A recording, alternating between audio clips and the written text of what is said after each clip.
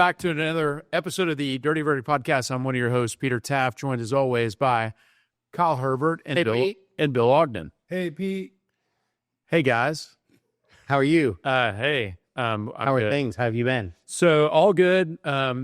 If you have driven around Houston, Texas over the last 5 years or watched a television set, you'll know our next guest. We're joined today by Anthony Pusch, attorney at law, Houston, Texas. Anthony, thanks for joining us. Thanks for having me. I appreciate it. We've been wanting to have you come on for a long time, so I appreciate you coming. Well, no. I wouldn't say a real long time. Okay. Yeah, it's only been like 2 years. So I thought we think about it all the time. Podcast has been going for 2 years and like a week. So yeah, How many episodes have y'all done now? Amanda, That's badass. 120 something. Y'all been crushing it. Yeah. Yeah. I mean, you might have heard recently of some imitation podcasts that are out there. No, there are Yeah, coaching trios. Yeah. No, I think actually I love talking. What's his good law, worst fat, bad law, last fat? Yeah. Yeah, Mike's the original. I know. I was gonna say he's going longer than us, and I've been on his show. It's actually I liked it. Yeah. Well, in any event. Other than that, everybody else needs a floating, my buzz. No, we want to. Mike's been on the show. Okay, He's a friend. Okay, so anyhow, thanks for coming. A lot of good stuff to talk about. Where do you guys want to start? Where are you from? Originally, where'd you go to high school? Where'd you go to college? I went to 7 different high I schools. was just about to say he went to 7 different high schools. A little bit of a discipline problem. A little bit of a discipline problem. 100%. Born and raised Houston, Texas, but yeah, 7 different high schools. So All right. yeah. Which one did you finish at? Columbia High School in West Columbia, Texas, down in Brazoria County. Okay. Yeah. I went to Brazos Wood, then alternative school. Bewood. Yeah, Bewood. I got friends from Angleton and Brazos. Let me sum this entire portion of your life up. Okay, true. Tell me the best way you ever got kicked out of a high school. Or the best reason, not the way, the reason that you got allegedly kicked out. Oh, yeah. For trying to fight the drill instructor. I mean, I'm just saying, 7 high schools in 4 years. Yeah. That drill instructor never stood a chance. No, I think he probably would have beaten the shit out of me Back then. But it was, when you're a hothead 17-year-old, you think you can do just about anything. And so, Not me. yeah, well, I did, and I got kicked out. So. Didn't work out very well for me, and my dad and I, had to take a nice little trip to Columbia High School. So that's where I ended up graduating. Well, your dad was a very good. Is he still practicing? We call him a hobby lawyer these days. So he doesn't really practice per se. He's still licensed. He's still board certified, or BOTA certified as well. But he, or a member of a BOTA. But he spends most of his time in Nicaragua. So Got it. Yeah. But where did he practice when he was actively practicing here? Practice here in Houston, Okay. and then he's also licensed in Florida because that's where he's from. So he's from Northwest Florida, the Panhandle, Pensacola, Destin, that area. Yeah. So growing up, you had your dad obviously was doing this. What these guys do, what you do, practicing law, and I assume that's something you wanted to do from an early age. No, not at all. It's my mom is a criminal defense lawyer. Dad does PI, and both my aunts and my uncles are also attorneys. So it was something I swore I would never do, and I was really adamant about not doing it. And then I got into some more trouble when I was in my early 20s. Imagine that. And my mom and a bunch of her criminal defense friends came to my aid and represented me. And it was one of these weird things where I was doing basically all the bitch work for all of them because they were essentially representing me for free. And We prefer grunt work. grunt work. Was this a piece? I heard Amanda gasped over there. So You can't say bitch or ass or the F word. Got it. Balls. F word. What other words can he say? Dicking, double dicking. Dong. Deep. Ding. Yeah. You know what? Actually, there's a good chance my kids will listen to this. So maybe we should, Mom, I take that. because I'm not kidding you, my friend, my daughters are huge Pusch Nguyen fans. Oh yeah. They crack up this. No joke, my son is. No joke. We were driving around town, 4 little girls 2 weeks ago, and they were like, I think they were laughing about the avocados one. And anyway, Yeah, we got that one from Daredevil. So what's their the show. I don't know Okay. if you remember, there was like an episode where they're trying to remember the Spanish word for lawyer? and the one guy kept saying avocados at law, and so that's where that came from. That's pretty great. Yeah, no, it is. It's been very successful. So where did you go to school after you got kicked out of multiple high schools and finally graduated? A&M. Makes sense. Yeah. Well, I went to Blinn and then I went to A&M. Cool. Yeah. I did not like it. Yeah. I wouldn't imagine. Not an Aggie. I wouldn't imagine that would have fit well with your persona, but No, it didn't work out very You well. say you're not an Aggie. Elaborate a little bit more. Like, I just couldn't buy into the tradition. I had a hard time getting into it. I was what you would call a 2%er. The only tradition I was into at A&M was the ring dunk. And I could not wait to do that. And so that was... you don't strike me as a person who really enjoys performative conformity. I would agree with that. I think it's fair. But the alcohol component, the drinking, you were fine with. That was the only part I liked. Yeah. Same. Yeah. Northgate was fantastic. Got in a lot of trouble there. I had a couple of instances where I got to see some friends get tased. That was fun. Nice. So, tased. good times. Fundraiser back in college. Yeah. Different times. Different times. Did you pay to get tased? No, Or someone you paid? have your friends tased, and it was like such a big group that if somebody paid for you, like you couldn't say no. And I was just worried that I was going to pee myself. I did. Okay. Thank God. Even if you did. I had to try, but it's of course like as soon as you get in position, you're like, How "Oh, I did gotta go to the bathroom." How did it feel? You feel it in your face. Like, I mean, Really? electricity is not fun. No, but I always wonder if, like, where you feel it. Do you feel the pain where you get hit? Or I didn't even know where I got hit. I just remember feeling the ringing and vibration in my face and collapsing my legs. So yeah, How fun. but it was for a good cause. And it's incidentally, you see, if you're watching this at home, you see Nikki, the 3-year-old, Yeah. walking around here checking things out. 90 pounds of a pit bull. Yeah, he's about 90, about 80, I think. But he goes with me to work, so I apologize again. Totally cool. Bring him with me. Yeah. Nikki's classing up the joint. Yeah. He's definitely enjoying it. So after Texas A&M, Mm-hmm. what'd you do? Waited tables for about 2.5 years. Any place good? Same Bennigan's. No. It was like Outback Steakhouse. there's a place called Papa's Grill Steakhouse off 59 South, closer towards Sugarland area. Yeah. And it was interesting. And then another place I waited tables at was this place called Haven. It was back in the day. It was right there off Kirby. And Yeah. It was like an all organic place. It was like Yes. right next to Yes. Twin Peaks. Exactly. And really, Kyle knows exactly We where would that go, is. no, this is no bullshit. We would go there every day before shift. We would drink and hang out at Twin Peaks, and then we'd go on shift at Haven. Haven was a good restaurant, and I now thought it was good. they've turned it into like an office. No, there's a lawyer's It office. was a mediator center for a little while, and now it's like I saw that it's up for sale again. That's lame. Yeah, they can't place that place. I don't understand. So I used to office right above it Okay. at that 3701 Kirby building. Yeah. And my window would literally look out on the back of the Mucky Duck or their side yard, Oh, that's right. which sounds totally awesome, except for the fact that for like 4 days before St. Patrick's Day and 2 days after, you have to close down your office Okay. because it's just dickheads with bagpipes starting at like 7 a.m. and going till 2 in the morning for like a solid week at the Mucky Duck. What was that for? If they threw this gigantic St. Patrick's Day For party, Scotland. and they would have these bagpipes, it was obnoxious. We would literally shut down. Okay, let's get in this law part of it. Let's talk about restaurants. So, but you're saying you were working with your mom's friends, or you're doing work for them for free to cover your legal kind of coverage. Yeah, it was Stan Schneider was one of them, and then my mom and a few of her other friends, and they all jumped in to help me out, which was really cool. But the thing I learned when I was working for them is that all of them were completely fucking crazy. And I started realizing that it was like the last bastion of outlaw were these criminal defense lawyers. And so I went to law school because I was thinking I was going to be a criminal defense lawyer.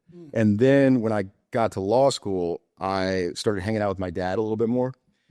Because his office was right next to South Texas. And I noticed how little work he was actually doing and how much my mom worked and how they both made comparable amounts of money. And so I was like, well, if I just do his job, but work more like her, I could maybe make a lot more money was the thought process. And then I started getting into watching the Jim Adler commercials. So that was the big thing. I remember talking to my dad about Jim Adler. And I was like, what do you think about Jim Adler? And he's like, well, Anthony, he's not what we call like a real lawyer. He doesn't litigate. He doesn't try cases. And some lawyers laugh at him. I go, okay. And he goes, but he's laughing all the way to the bank. Oh, yeah. And so I was like, all right, understood. So that's when I decided, I was like, okay, I want to be like Jim Adler. And then that's when I met Chi, was in law school. And when I was talking to him, I kind of told him what I wanted to do, and he was like, "Well, you're in luck because I do marketing," and that's where it kind of hit off from there. Yeah. And y'all joined up right out of law school, right? Immediately out of law school. Yeah, we never worked for anybody else. And y'all, as soon as y'all started it, y'all kind of media campaign starting running, right? Not billboards, media. Yeah, we immediately started. We didn't start really marketing until late 2017, 2018. So when you get out of law school? We got out of law school in 2014. We graduated in 2014. So like 3 or 4 years of just kind of finding your feet? Yeah, it was 3 or 4 years of the first year, it's like we didn't get anything. We didn't understand the concept of it takes about 6 months to settle these cases in pre-litigation. So you're praying to God on these basic, low policy cases that you can get it done in 3 to 6 months. And it's sometimes these Allstate adjusters, because it was Allstate back then. Now it's, I guess, State Farm, but the Allstate adjusters would always snake us. And so it's like, fuck, we don't want to have to go to litigation. We're trying to get this thing settled. And so, but luckily we started building momentum. And then next thing you know, we started developing enough of a client base to where my dad decided to invest in us. And that's how we got our marketing start.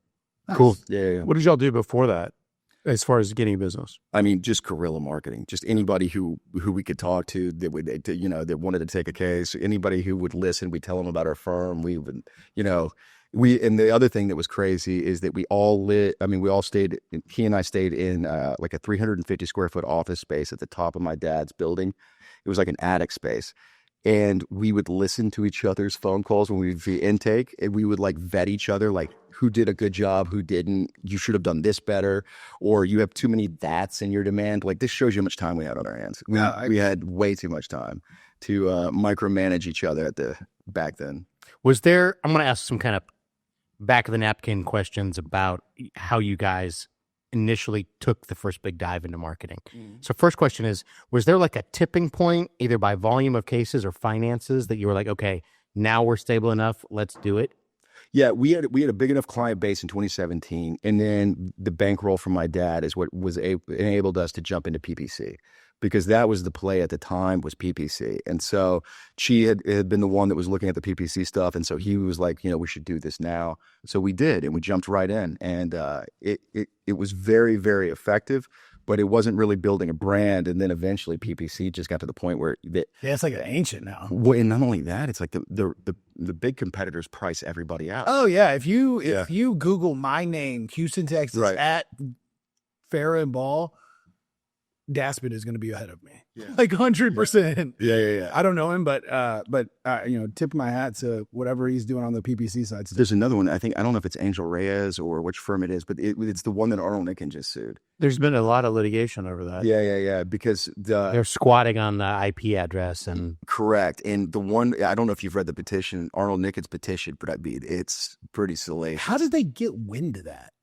I think they search their name and then pops up. Research them in-house. And you can pull up Google Analytics easy with a search term and see who's buying it. Yeah, but that's not illegal. That part, it's totally within, it's within the game of play, I guess, or however you would describe it.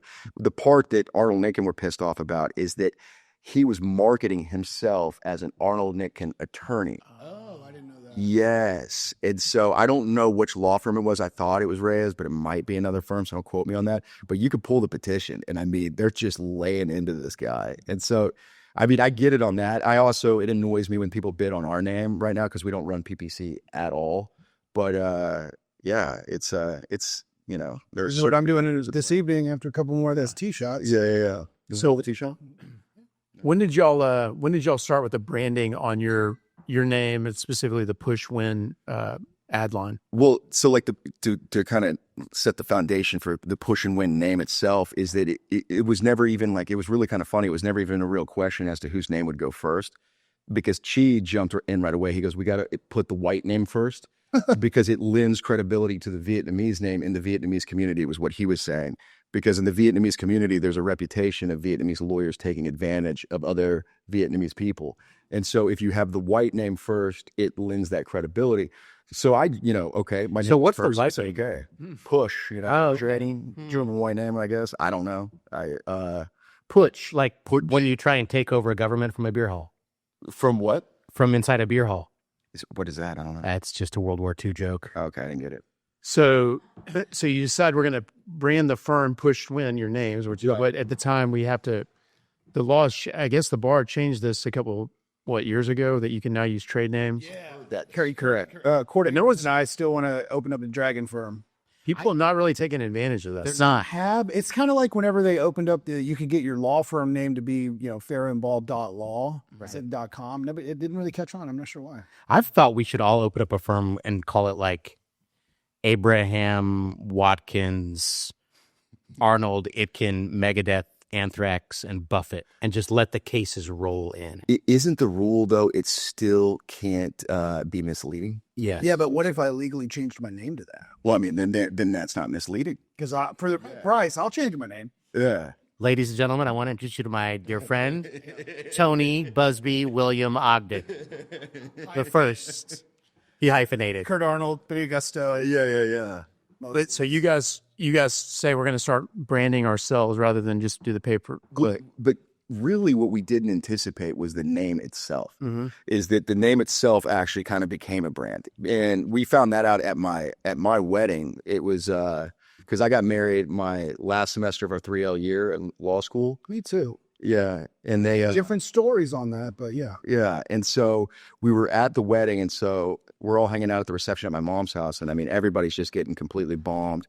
And one of it's all lawyers at the reception. And so they're asking what our firm name's going to be.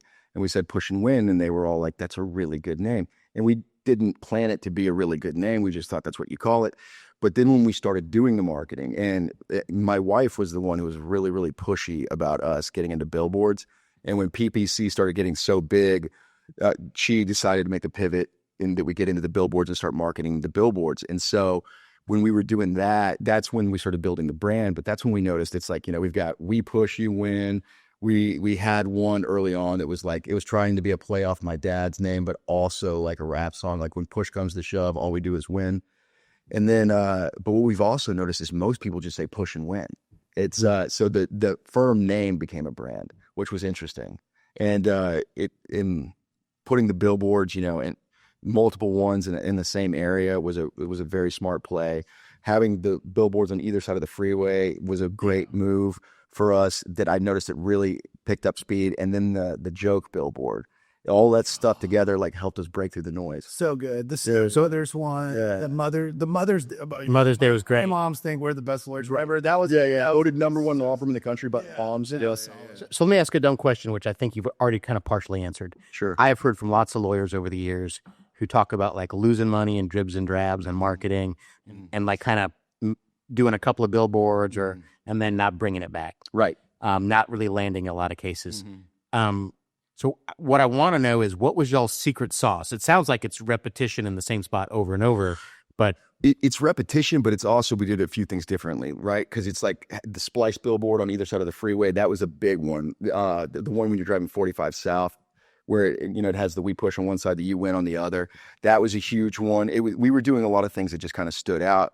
And then the joke billboard was a big one. When we launched the Step Brothers billboard, because that was the first one we did. That one killed. And what was even funnier about that is it's like, we'll just sit around just talking shit and telling jokes.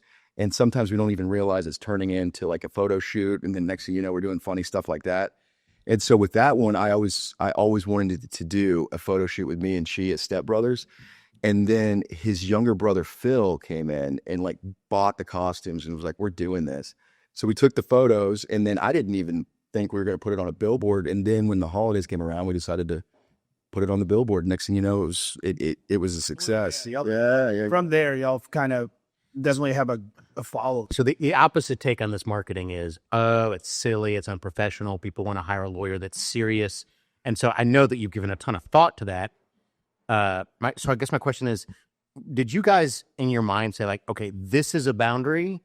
I want to know what that is too much, or was it always hey man, we are what we are. Let's be unique all the time. It's be unique all the time, but you also have to keep it a little classy. You know what I mean? You can't get too racy with some of the things. You've got to keep it a little bit above the belt because you don't want to put people off too far. But Yeah, it's always just been, let's just be us. But the big thing too is that it's like you've got Jim Adler, who literally was just a gimmick, right? It's like, this loud guy yelling on the top of an 18-wheeler, and he's clearly had decades of success doing it. And that was his way of, the term I keep hearing lately is breaking through the noise. And so that was his way of breaking through the noise. And so for us, it was the same thing with the billboards. It's, we've got to do things that are completely different, that are memorable. And that was our way of, so to speak, breaking through the noise. But yeah, it's trying to do things that we think are funny. And if we think it's funny, then we'll put it on. My guess is that's not true. My guess is if you guys think it's funny, they're like, we can't put this up. Mm-hmm. But if you think it's kind of like, funny enough, that makes the cut. No. Have y'all axed any that are like, that's too far? So You don't have to say what it yeah, is. no, I'll tell you right now. So, cause it's like, since we started, I wanted to do a gay billboard, like one where it's like me and my partner just acting completely, and Did y'all release it during Pride Month? no, we released it during rodeo season. Gil Rinbell. And this was, you're talking about the Brokeback Mountain. Brokeback. We got your back. Was that what it said? We've got your back. Yeah. It's like, oh no, it's injured and can't quit your pain. We've got your back. Did Paramount threaten to sue you guys? That would have been awesome. Have y'all gotten any pushback from the state bar? Not for those. We got pushback for the use of the word "win," but then when we basically, yeah, and so that's because they're saying we're using WIN, but we're saying it's just a play on the name. And so once they, I guess, understood that the Vietnamese spelling of the word "win" is NGUYEN, they backed off, and so that was great. They couldn't use the freaking context clues of a Vietnamese man. Well, the thing I've learned about the bar is that they are incredibly understaffed. And so it's like what ends up happening with them is the majority of the things that they actually go after you for are things that have been reported by other lawyers. And so that's when we kind of started realizing, okay, we must be making a name for ourselves because other lawyers are reporting us. And so when we and then after they report us, then there's all these little like micromanaged violations. It's like, well, you don't state on the billboard your principal place of business. You don't state this. This is in violation of 7.012B or whatever. Yeah, you got to do those ethical things. No, I know. And it's just one of those things where and then you have to get approval and you can't continue to disseminate use. And then it's, they make you jump through a lot of hurdles, but once you can kind of prove to them that it's like, hey, listen, we're not doing anything crazy here. It's not really violating any rules, even though we didn't technically get approval, they usually are like, okay, whatever. I'll tell you a secret. Peter was on the ethics committee for 6 years, and anybody that reported those billboards, 80% chance it was Peter. No. Kyle was on the ethics committee. We're on the ethics committee. I was the person who would receive it at my. He drives around. You're making me nervous. He drives around 6'10" with a yellow pad, and he's like Pusch Nguyen, demerit. That's a demerit. I was going to say everything Anthony is saying. I had to deal with at my old firm. Yeah. They would send the printouts from the website, and there'd be all these little red notes, violation of 7.09. Yes. And you just wear them out again and show them, make some changes. Yeah. Placate them, but then Right. at some point it's like, look, there's a lot of worse stuff going on that maybe the bar should be looking into than whether we say when. Like what, Peter? Well, there's now criminal statutes for it, but anyhow, Peter, what would you? I'm with you on that issue. Yeah. So, question on the billboards: when you said we were killing it on certain ones, how do you do your metrics to figure out how many cases it's leading to? So, I mean, there's a few things, right? One of them is because we intake documents basically every single source that comes in, right? So it's like if we're running a radio campaign, it's documenting, okay, this came from radio. If if this came from Billboard, et cetera, we're trying to dial it in more now. But at the time, it was Billboard, radio, TV, and so you can see that. But what you also see is you'll see more. They call it like top of mind referrals, more referrals from friends, from family. You'll notice an uptick when you run a billboard campaign that more of those referrals also come in. And so even though technically it's not directly coming from the billboard, you kind of quantify it in the same, idea because it's like, okay, well, all of these numbers are increasing when we launch this billboard campaign. And right now we're running limited stuff on 104 KRBE. And I don't think we have any TV anymore, but I still keep seeing sources come in from TV. Mm-hmm. So I don't know if it's just people remembering TV. And then what we have noticed, especially after the Brokeback billboard, is a dramatic increase from the billboard sources. Good. And then it's like family friends is increased, all kinds of stuff increased from the Brokeback billboard. But the other thing that we also realized that was working is it went viral. And so we've had several billboards that have gone viral. You'll have a Reddit page. Yeah. Well, and you know what the thing is every time we make it on Reddit, someone from like the admin on Reddit takes it down. Oh. And so we don't know if it's like a situation where there's another law firm that's like, hey. Or you can't market. Yeah. Or they think it's a marketing scheme or something like that. But That's also Peter, probably. But y'all aren't the ones posting. No, I just said I'm posting anything. Yeah. I've texted Anthony a couple times like, hey, this is amazing. Like, well, and then the Brokeback one, it went viral on TikTok. And so I think it had like 1 million views and like 500,000 likes. And so that was an easy way to say, okay, this one works.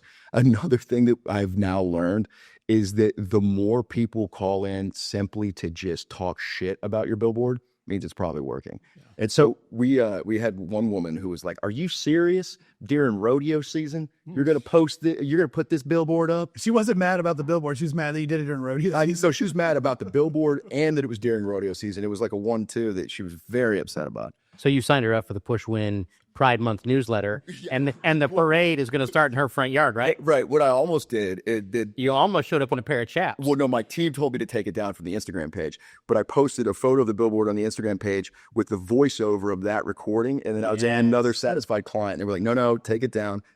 So I did. But that was what I was going to do with that, because I honestly thought it was funny. It's like, people taking time out of their day to call in and complain about our billboards. It means it's working. It's working. So y'all did TV for a long time. We did TV not for a very long time. No, we really kicked it off in late 23, mainly in 2024. And then you just didn't see the return on it? Well, it was a little pricey, and the thing is, and this is when you're still learning how to quantify it, where the cases are coming from and whether or not the source is really paying off. And that's when we started learning. It's like, okay, you also have to pay attention to family and friend referrals, former client referrals. You also have to pay attention to, another family member of theirs referred them, all kinds of stuff. And so when we started looking at those numbers and they also start increasing with those new campaigns, you could also kind of quantify it that way too. And especially if you're running multiple avenues, sometimes they're going to say, radio, sometimes they're going to say TV, sometimes they're going to say billboard. But the fact is all of it's working, and it's keeping you at top of mind. But the thing that I'm looking at now is whether or not TV for the price point is even worth it, because how many people are really watching TV? Exactly. And so that's the thing to think about. It's so weird. And I'm sure that there's probably some marketing genius out there that we should have on to explain this. But I've guessed at this many times, like, some people watch only streaming. Some people only watch live events. Yeah. Right? It's kind of crazy how... She's sitting right there. Oh, Amanda, what is it you do around here? I don't know. I don't know. I just heard you say some sort of marketing genius. I was like, I found her. She's right there. I was just, you know what I mean? Like, well, we have had Tom Kirker on. We've had Tom Kirker on, who says do social media, YouTube, Facebook. So I completely agree with that. I do think that is the way to start going, and really for a lot of law firms should be moving into that and really promoting their brand on social media. It only costs time. It only costs time, but the problem is right now is I'm looking at some of the people, and some of them are friends of mine, so I don't want to even say names. No, let's dox one. No, give me one. No, but you look at some of the guys that are also running billboard campaigns, and now they're running social media campaigns, and they're making their own content, but it doesn't look like they're taking the time to actually create content that's authentic or thoughtful, if that makes sense. So everybody's the most aggressive. Everybody gets the most verdicts. Well, I get it. Yeah, and to me, the thing I've noticed is that it's like if it's stuff that you actually like, about your profession or about the things that you do that quasi involve your profession, you come off as way more genuine, way more authentic, and people can buy into it more. It's the same thing when you guys always talk about going to trial. The more authentic and genuine you are, people have more of a natural attraction to it. And so when you see the sticks and the gimmicks and the things like that, and it's like, and they're just constantly pushing out content, and it's all kind of shitty. It's I feel like it's doing worse for the brand than it is good. Yeah, you're making content to make it. Right. That's exactly right. That's the best way to put it. I wish there were more like TikTok videos. Right. Where it's got like a white guy in a suit who just has like a list of things you should do after an accident. See, because I watched that and I'm like, I can't look away. It's so good. No, it's so enthralling. I remember those old Mostyn commercials for like IkeAttorney.com, and it wasn't even Mostyn that was on the commercial. It was like a paid spokesman or whatever. And he was just standing there like, did you suffer loss? And it was just like, there's nothing exciting about it. That turns out pretty lucrative for him. So. Well, I mean, Mostyn, I mean, let's be honest, that dude was badass. Yeah. I mean, Yeah, he was a monster. badass. So who do you consider your competition at this point? I would consider you at that top level. Yeah. And Houston, in my opinion, is the hardest marketing market for excluding me and Bill and Peter. No, I mean, like on the marketing side for Louisville. Well, I mean, obviously, number one, first and foremost, and you can't even compete is Jim Adler. Like, you just can't even compete. When you say you can't compete with the brand, or you can't compete with the spend?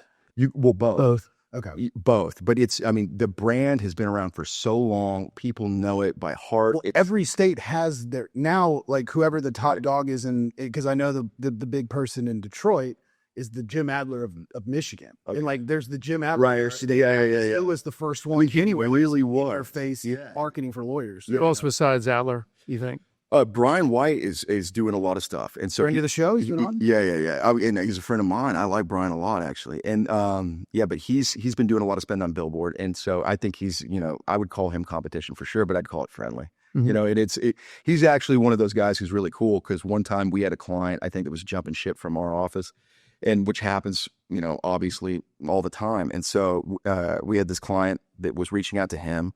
And he called me up and was like, "Hey, just letting you know, this client's coming to us." I go, "Okay, well, yeah, I'll send you the file." He goes, "No, don't worry about it. I'm going to talk to her. Just tell her to go back to you guys." And I'm like, "No, it's all right." And he's like, "Well, listen, I just want you to return the favor for me if it happens over there." And I very politely told him, I was like, "With as big of an operation as it is, I'll be lucky to know whether or not it came from your firm. If I know, I'll let you know." Right, exactly. If I know, I'll let you know. But it's you just kind of have to understand that that's the nature of the beast. It's, sometimes your clients are going to go to another firm, and that's not a deal breaker. And so, but he's always been very good about that, which I really do respect and have appreciated. His billboards, we talked to him when he came on, same with yours. They're just very elegant. It's just get Brian. Yeah. That's it. And y'all's are Pusch Nguyen, and it's very clean. Giant face. Yeah. And I catch so much shit about my face. It was like on like one of the Reddit threads was like, "I'm so sick and tired." Well, I thought this was CGI. This isn't CGI. All natural. Oh shit, man! I'm sorry. I know it sucks. I look like Shrek in human form. But I didn't realize that the Spirit Halloween stores were already open. I know, right? But yeah, it's like, I look like Dana White and Joe Rogan had a love child. That's a great. Who? I don't know. Dana White and Joe Rogan. That's a solid combo. But yeah, because I don't read the Reddit comments at all, because you're just gonna get all kinds of feelings from reading the comments. But my friends used to love reading the comments, and they'd look at whichever ones were talking shit about me, and they'd circle them, screenshot it, and send them to me. And one of them was like, "I'm so sick and tired of that bald white dude with his dead eyes." And it's such like, God damn it. Because I have a lazy eye, and so my friends they always make fun of me on the billboard, because I think our first billboards that we ran, you could see my lazy eye. I'm like, fuck, I gotta angle it off so you can't see it. I was like, shit, could we like Photoshop that thing center? Could you do one with like an intentionally way wonky eye and be like, "We'll watch law firm that will watch your back"? If I knew that it was like, if the lazy eye thing was really taking off and people were really commenting on it, I 100% would. Yeah, it's noticeable and all that. Yeah. Well, the more I drink, the more noticeable it gets. If I'm like really tired, or if I'm under the influence, you can tell, because that thing rolls way left. Amanda, I'm not sure what it is you do around here, but could you get Anthony another cocktail? Yeah, I got it. Yeah. orange stuff. All right. You for if you need it. Okay, so going forward, are you guys, what are y'all doing? Billboards or social, both? So right now we haven't really been pushing social media at all. And the plan is to really get more into the social media. But, kind of like I was talking about a second ago, is you want to do things that you think are kind of like, more original or more your firm oriented, or more things per se that you're into, if that makes sense. Mm-hmm. And so one of the things I noticed that a lot of lawyers don't talk about are like things that, help them secure a larger verdict on a case or got a better settlement on a case. We have a few videos of dash cams on trucking cases. And it's like, you can literally do play-by-play of that dash cam where you're showing all of the moving violations in order as it's leading up to this collision that this fatigued driver is about to commit or about to cause.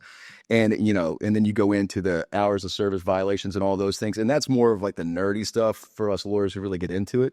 But then there's other things for clients that I feel like it's like no one ever talks about, it's like, okay, after you're done with all this medical treatment and we got you the settlement, it's like, a lot of times with a lot of the clients, it's like, well, that's it. We've maxed it out. You're on your own. Avita Zang. My thing is it's no one ever talks about, it's like there are ways for people to like work out and exercise that can help them rehabilitate their low back, their neck, things like that, and walking them through those workout routines and things like that. And I always thought it would be really cool to kind of post content like that where it can help clients do things like that. I don't know if it's going to take off. I don't know if it's going to catch. But my thing is it's probably best to do things that you like to do and make content that you actually enjoyed making. And then if it's successful, great. And if it's not, then you just move on to the next thing because everything's just trial and error. So if that doesn't work, you try the next thing. But you want to make it you. Me and Bill do dawn yoga 3 days a week at Herman Park. Do y'all really? That might be. I was like, is this real? We should add that to our social media. It's not yoga. We just stretch each other. Okay. It's just a lot of stretching. We admire a billboard, right? Yeah. We admire each other's strength, and we do a little yoga. Yeah. I admire mine as well. Very limber. Yeah. Very limber. Yeah. You're boxing a lot, right? I am. How often you box? 3 days a week. Oh, that's awesome. 3 days a week. So how many hours? I got 90 minutes. Okay. Yeah, fast pace. Okay. Is it like a legit boxing gym or is it like one of those? I started at Lou's downtown. Okay. And then I'm starting to dabble with Baby. Okay, Baby Lou. Yeah. I just can't. I just don't want to sign up to have Mo train me. Just as right. Something about that. Yeah, I get it. Yeah, Mo is big into boxing. Yeah, I do. I boxed a lot of cut and shoot when I was at Sam, and so. Oh wow. Yeah. So are you gonna do a competition? No. God no. You should do like my elbows and shoulders are gone. Boxing Chris Morrell. Right. She's trying. They're trying to. I think that would be awesome. Chris and I talked about it. But I think that would be so cool to do like lawyers boxing matches. Well, they used to have like when I was in law school in 2010. I think that was the last one. They had the white collar boxing league, and there was like 4 gyms. They all brought their best of 2 different weight classes, and you had to be doctor, engineer, lawyer to qualify. It was like black tie, and a lot of money was gambled. That sounds like so much. Well, I would love it, but I think, I would love it, Chris. There's always a but. No, but Chris and I talked about it, fighting last year at an event he was throwing. He had some injuries, and at this point, I don't know if my elbows are going to handle it much more, but that's okay. We'll just pump you full of some HCG, some. I got friends. Yeah, there's enough. We'll get you in a nice TRT program. You'll be good to go. I think we could do this, Bill. I think it'd be fun. A public law firm. I'll do what you not. This could be its own social media campaign. The hardest part about saying no is because Worley did it. Yeah, and he did. Yeah, they boxed 2 years ago. Who did he box? I don't know. It's on all over social media. Really? It was in Vegas. I think. Well, see, it needs to be Houston. It needs to be in Houston. Yeah. Amanda has personally tried to bully me into this fight, and I was like, all right, like I agree with not roughly the same size. Yeah, but not only that, it's like it's just a fun thing for all the lawyers to get together and have a good time. And watch one of us get our ass beat. All of us get to talk shit. No, as long as as long as the big Bill Herbert Law Firm is willing to sponsor this. Not only that, we'll sponsor it too. I suggest Pusch Nguyen will sponsor it. I suggest that we rent out the ceremonial courtroom at the civil courthouse. But I don't think you can have alcohol. Can you have alcohol? Yeah, I don't think so. They don't allow alcohol in the courthouse. We'll have to rent the ceremonial South Texas courtroom. We need something bigger. I think we could figure this out. We should be this has to happen. For our question for our next guest, Marty, is there a firefighters versus police officer boxing? Yeah. Yeah. That's so awesome. Yeah, I figured there was. That's the one. That's the main card draw. Yeah. Bill, are you saying you're ready to fight a cop? No, I did that. I did that once. I'm always on the side of the fight, and that's when he got tased. Oh, yeah. Yeah. No, speaking of big boxing, big boxing match this weekend. Oh, Canelo? Yeah. Yeah. I saw that Dana's in it too, involved in the match. Zuffa boxing. I couldn't believe it. So this brings me to my next question, which is when I first met you, you walked into a restaurant because you had just been attacked by like a monstrous iguana. Attack is a it was I was unboxing it. It had been shipped in, and it was a little, Jumpy. and so it jumped out and clawed the arm. Yeah, so I've got the claw marks. Speaking of, I was going to say, my point is you have some really interesting hobbies. yeah. Speaking of, I didn't know you were into what we call it reptiles. Yeah. Until you posted a video, dude. It was probably 4 years ago at this point. You were in Costa Rica, I think. And I just see the video of you jump off the ledge of a balcony into the jungle, and you come out with a giant snake. And I was like, oh my God. I was like, that is a different type of. What type of reptiles do you own? So I'm mainly into snakes, and the problem with the snakes, the thing is, it's become a whole thing because they're all venomous, and so I need to probably stop that. Is what I've learned, because it's like this profession, you're already idling at like 75, and then you come home and you've got to deal with a fucking cobra that is idling at 100. So it's like you never really get that decompression. So I started getting into tortoises. So we have like a whole tortoise sanctuary at the office. Pain and suffering for a little while. Well, we had pain and suffering, and then we had tort reform, which was the male, because he's always fucking pain and suffering, not economics. It's so that was like what we came up with, and then so now we had like 3 turtles, Yeah. box turtles, and they were named like Michelle, Shelly, Sheldon. Okay. Yeah, so not too long ago, he posted a video, and I showed my son, and Jack was like, "That's a gaboon viper." A viper? Yeah. So they're super venomous, I assume. So Gaboon viper has the longest fangs of any venomous snake in the world. And the head is. I mean, it's probably, from all accounts that, I guess are verified, it's the most excruciating bite of any venomous snake there is. And the problem with the Gaboon viper bite is not only are the fangs the longest of any venomous snake, it has some of the largest venom glands. And so it can inject deeper, which means it can get into bigger veins and arteries, which can circulate the venom quicker, but also it can dump a shitload of venom in there. And so it's not a great snake to be bit by. And but luckily it's. So how many of those do you have? I used to have about. You need an exact number here. You need to keep track of how many Gaboon vipers you own. Well, the reason I'm saying about is because the female, she gave birth to 40 babies. 40? Yeah. So they Big gaboons. Yeah, they give birth to live young. And so but it's to do with them. I mean, I sold most of them and gave a lot away. Just out of curiosity, you don't have to say this on air, but what's a Gaboon viper go for? So you would think that, this exotic pet trade of venomous snakes was pretty lucrative, but it's really not. There's not a big market for venomous snakes. Yeah, no one wants. I know. No one wants them at all. I mean, first of all, you have to build some sort of complex for it. No, I mean, but the enclosure system for snakes is actually, it's pretty remedial. That's like, what they say until you get bit. Yeah. Well, no, that's the only thing that you really need to worry about is just making sure it's secure. They can live in pretty much anything. It's just making sure that there's no way it gets out. Where do you keep them? I keep them in a separate house, and and that's where they all reside. Do the neighbors know? It's a house that's way away from everybody. So that's about it. Makes me feel a little bit safe. And what do you feed them? Just mice and I have a deep freezer full of rats, mice, all depending on the snake size. Obviously, is depending on the food item. But yeah, how many snakes do you own? Ballpark 20 right now. I've downsized a lot. I was at one point in time I was at around 100. So and then iguanas. The iguanas I have 4 Grand Cayman blue rock iguanas.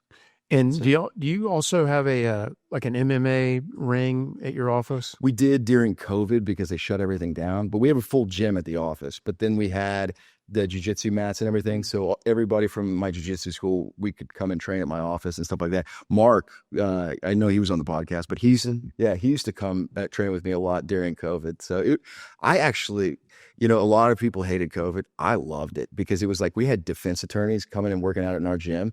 And so we'd be working out together and talking about cases and trying to get shit settled. So it was actually, I had a lot of fun. It turned into like, a little bro sesh. So I liked it. Would you just put out like an all points bulletin? Hey, I got this thing open if you want to use it. It was predominantly word of mouth. It was, one person would tell one person, and then next thing you know, hey, can I bring so-and-so? And then next thing you know, we'd have like 30 or 40 people showing up a day.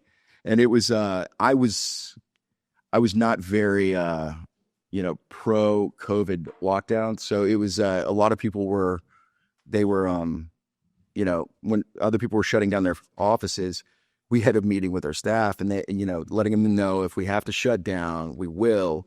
And they were asking us, well, when do you think that that's going to be? And I was like, when the fire marshal shows up and is escorting me out in handcuffs while I'm screaming I'm essential. So we stayed open the whole time. And honestly, we had a lot of fun. We actually had too much fun. We had to really shut it down because we started having parties like every Friday at the office. And medical providers would show up, and then all these other people would show up, and then it just got way out of hand, and eventually we had to put the kibosh on it. So you guys are a hot zone, like all of the infections. Oh my God. How many old elderly people have you killed? We threw a COVID party. And so Don't say that on there. well, no. It was like right when I say COVID party, it was one of the medical providers out there brought I think it was 4 nurses. And so everybody had to wait in the lobby, and you had to take a COVID test before you could come into the party. And so everybody would have to take a test. And it was like, if someone didn't make it in, it's like, what happened to so-and-so? You already knew. And it was, You found out that day. yeah, well, luckily no one found out at that one. But We do the same thing for the podcast, but it's lice. I don't have to worry. You're good. Yeah. Everybody gets checked in the lobby. Yeah. They don't tell you that, but it's true. Yeah, this is a lice-free zone. Sorry, folks. Well, you have one lice infection that lasts and lasts, and then Yeah, no, my you learn your lesson. my kids got lice. I think it was like a year ago. So How many lawyers y'all have? 15. Damn, I didn't realize that many. Yeah. How many staff do you have? 50? I want to say on site, we have 75. And then we also have about 25 virtual assistants that work exclusively for our firm from How there. much money do you make? No, I'm just kidding. It's, How much did you pull up your bank account? it's a shit ton of money to feed the beast. No, yeah, you're overhead. It's a massive amount. Well, just the billboards. Yeah, the billboards alone is about $350 a month. So Well, any cases under 10,000, that one right there is taking them. Dude, I he said this shit. I told you this. I tell that to Yeah, everybody. I gotta Kyle, I say it to Kyle's face. Yeah. Anything under 10, give it to Kyle. He's great at those. You're building over. He's still good at them. Bill doesn't have a lot of friends, and It's just a lot of acquaintances. yeah, It's also a lot of a hassle. lot of people were like, that Bill guy, he's something. Honestly, as an adult, and maybe it's just me, but it is hard to make new friends as an adult. I don't know. People like me. How about you, Peter? People like I'm okay with the aisle.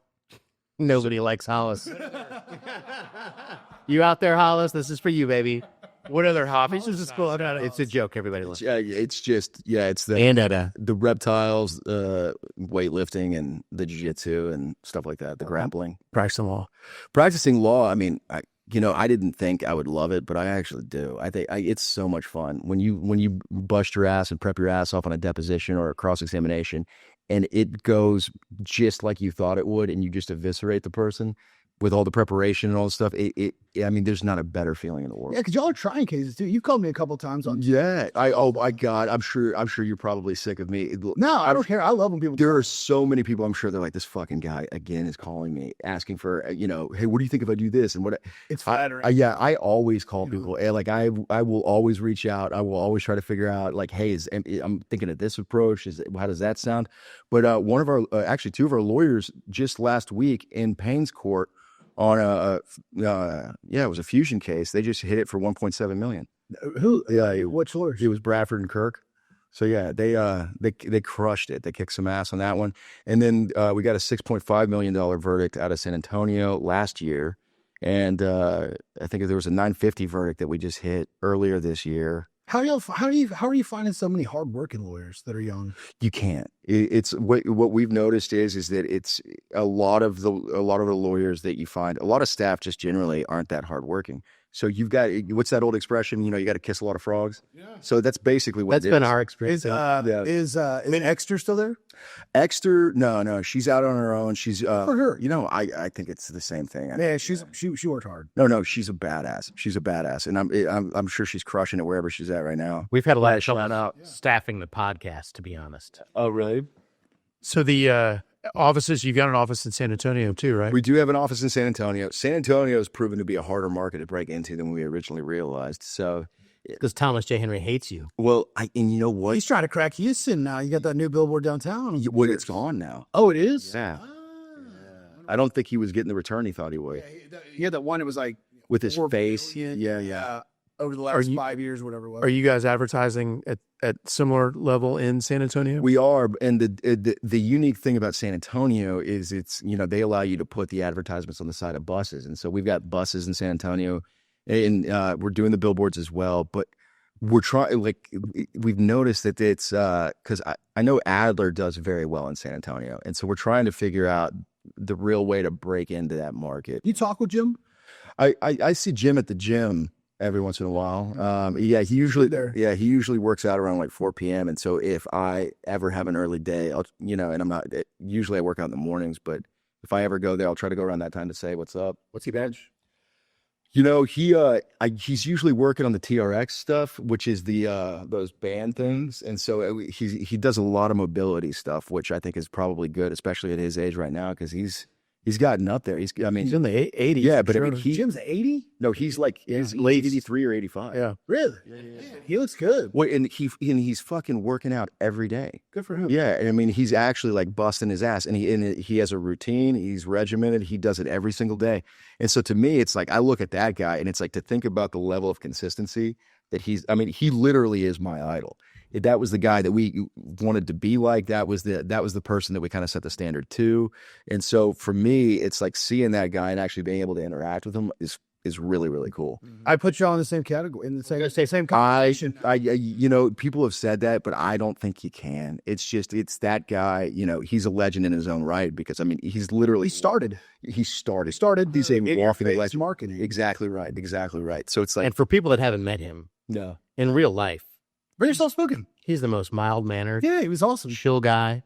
And he's super nice. Yeah, I wanted him to be kind of more of a dick, like loud and in your face. And I was like, so all right, more power to you. Well, then that's the funny part too, because it's kind of disarming. He's super easy to talk to. I was really nervous for this. Yeah, I know. The first time I met him, I didn't even know what to say. I was like, "Hi," I was like, "Yeah," I was fanboyed like a motherfucker.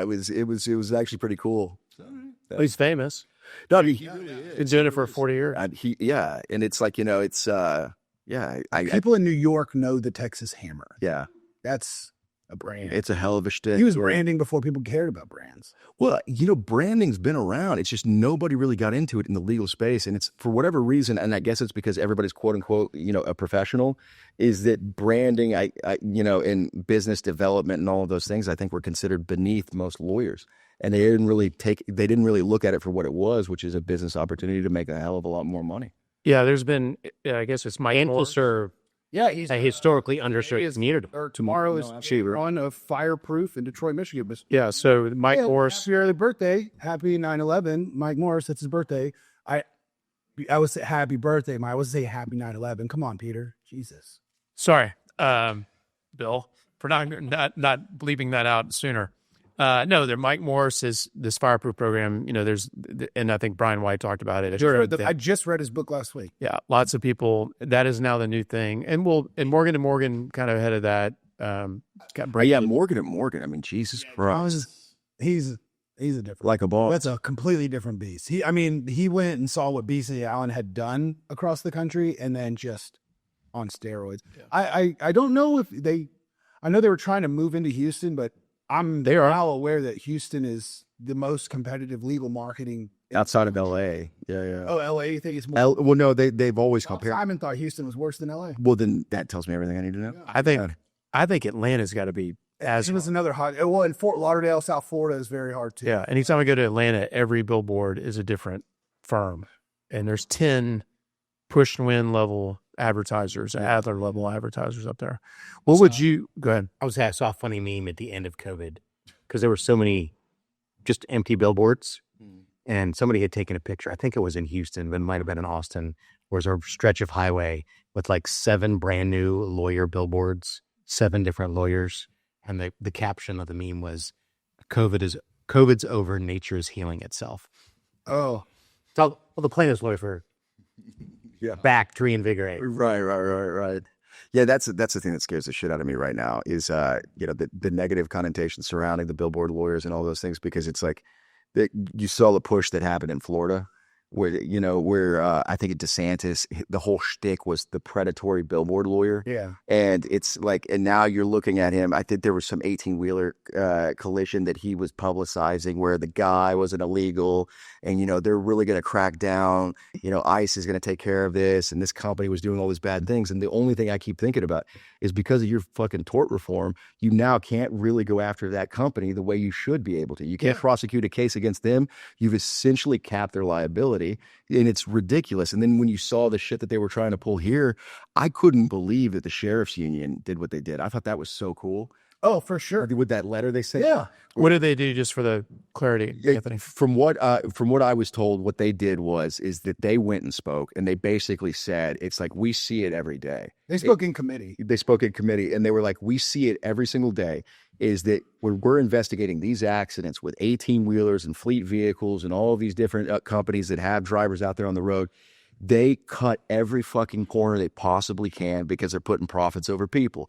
And the whole thing about it is they were saying, it's like, if you allow these laws to go into effect, it's only going to make it worse, because all you're doing is capping their liability. And that's the one area that they actually give a shit about, is their pocket. Right. So if you're taking money out of their pocket, that's what makes them actually act more and more care about that and behave. But the second you cap that liability, all of a sudden they're like, well, fuck y'all. We're going to do whatever the hell we want, and we don't have any repercussions for it. And so that was basically what the sheriff's union was saying. Yeah. And they said it very well. Yeah. We can find the letter. But I thought, oh, sorry. Yeah, no, go ahead. Sorry.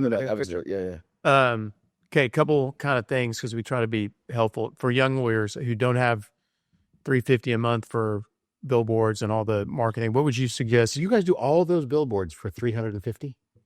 Yeah, I have to go look at the full number, but you're around there, yeah. Okay, so if someone didn't have that kind of budget and they're starting off, or maybe they got a little bit of change to spend on marketing, what would you recommend? I mean, that's the problem. A little bit of change is kind of like a hard thing, because it's like with marketing, when it comes to being an attorney, like literally everything that involves marketing for law firms is going to require a significant amount of money and a significant amount of investment. You can't just kind of do marketing, if that makes sense. Yeah. What about capital? I mean, backing from other sources. There's Esquire Bank, but now you got Washington, D.C. and Arizona. You go headquartered there, and you can get outside investment to invest in the firm. Or Arizona. Arizona. Yeah. Well, Arizona and D.C. Yeah. What did I say? You might have said Arizona. Oh, yeah, D.C. and Arizona. I've been drinking. Does Mexico do that? No, not well, unless it's happened in the last 6 months. They haven't. What would you say? Because there are a lot of lenders out there that want to. I see. My thing is I would tell them no to the lenders. It's like they really just need to bust their ass and put.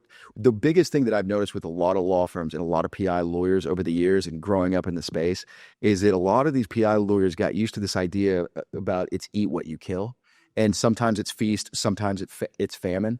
And it's like, some months you'll get a shit ton of cases, some months you won't. But the reason is because a lot of these law firms and a lot of these attorneys would run a bare bones operation because they're trying to take as much money as they can every single time. And then next thing you know, they're robbing Peter to pay Paul. The thing that I would recommend to anybody is, as you're getting cases, I would live well below your means. Build your war chest. And then build your war chest. And then you can get a bankroll going. And then you can really start to market. But you've got to pay attention to where, other people are putting their money, what you think a good investment is. And you've really got to pay attention to what you think is going to be a game changer for your firm. Because the big thing is the market always changes. And sometimes you think that this will be the most lucrative thing because it's not always going to be billboards. Yeah, SEO is there for 3 years. And SEO's been phased out. Yeah, well, I don't know if you've seen that, but all the sponsored ads now on the first page, it's like there are fewer and fewer spots. So, Yeah, it's Collateralize your credit with your cash, not your case. Right. That's the big. well, and that's the other thing too. It's like because we're talking about Esquire Bank, but all of these banks, because we looked into getting a loan from some of these banks that were lending to law for RPI firms, Crazy rates. insane. It's insane. And it's like monthly compound. Well, and then not only that, and then the expectation of what you had to show them in terms of accounting. It's like, what? And so we immediately were like, absolutely not. We're not doing that. And honestly, Hold on, just to be clear, you're not talking about a line of credit. You're talking about people financing a docket.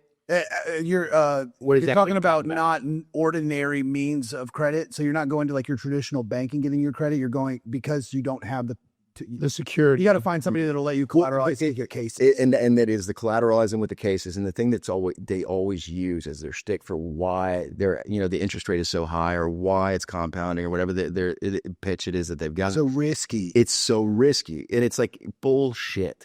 You've got the same people in your office who are looking at our cases who know that we're evaluating them. And you know that the majority of these cases, like 98% of them, are viable cases. So it's like Otherwise, you wouldn't take. Otherwise, yeah, we wouldn't want to. So it's like that whole concept to me is just crazy. It's like, well, you could not win, it could happen. It's like, yeah, sure. And we could all not get up tomorrow. It's like, it's just, I don't know. That's my big thing. Do not get in bed with those companies because the next thing you know, you're just kind of like a slave to the machine and you're paying off these debts if you're not really good with your money. Now, obviously, if you're better with your money than I am, take a shot at it. But And that wraps up that segment sponsored by Legal Cash Company. No, it's interesting because I never did it, but yeah, the one like for a personal injury firm, that to me would be a very safe investment as far as From a bank cases. yeah. It's the ones on these speculative torts, like the business interruption insurance ones that quickly were put out of business by the courts. Right. Like, why would they underwrite and loan this much money for those kind of cases that were purely speculative? Because those car wreck cases, giant. but it's Yes, also, Because the reward is worth that risk. it's also the same thing with the MDLs, right? Now, Yeah. yes. 5 years, 10 years ago, Right. we were too late to the party. Right. These two guys made a killing on this. Oh, wow. Yeah. Because I'm noticing it now. It's like they're not really hitting like they used to. Well, and it's an MDL doesn't settle in 5 years; it settles in 10. Right. Right. Right. You've had a lot. But when I got out of law school, I can't remember an MDL that had been poured out. You have a bunch of them now. Mm-hmm. Then you got what J&J did with the bankruptcy court. I mean, there's a bunch of different things. MDLs are not what they used to be. You got to be real good and careful and well-researched on what you invest in. Yeah, you had given a pro tip a while ago. I forget what it was, but it was, I loved your pro tip about being careful about which ones you want to invest in. I think it was waiting till after, what was it? Yeah, wait It's till all after fair test? you wait till after Daubert and summary judgment, Right. and then you go buy. You're going to pay 5x for the cases, but they're worth something. Versus getting in early and then maybe getting poured out. Like look at How's that? tag? How's that bear hugger docket? I can neither confirm nor deny that this week is a big week for us. good. Hey, that's fucking awesome. Pretty big week. Well, I'm looking at Nikki is eyeing Kyle's calves and licking his lips. So, Kyle, I don't know what you got going on down there, but I put a lot of steak sauce on the legs. He's got a couple of Slim Jims over there. so we may want to get. we I was gonna say we may want to get Nikki out of here before he takes care of Kyle. 40 minutes. Yeah. Anthony, thanks so much for joining us, man. Really enjoyed it. Love you guys. We'll do it. Kyle, that's all right. Good job, Bill. Good. All right. So, so thanks, Anthony. Appreciate it. Great episode, and love to have you back. I want you to wrap one out. That was actually one of the marketing things we were talking about for social media is putting the cobra on the table. Nice. And like pointing at exhibits, like getting ready for like trial prep. Like when they're going to strike. Will your Cobra do the whole Cobra thing? The problem with the cobra is that they're incredibly fast. They're fear aggressive. So they will, I've seen some Indonesians with quick reflexes. no, the one I have is a albino monocled cobra. You have an albino cobra? I used to have an all white cobra. Wow. Yes. Okay. So, that's why you keep the dog with you.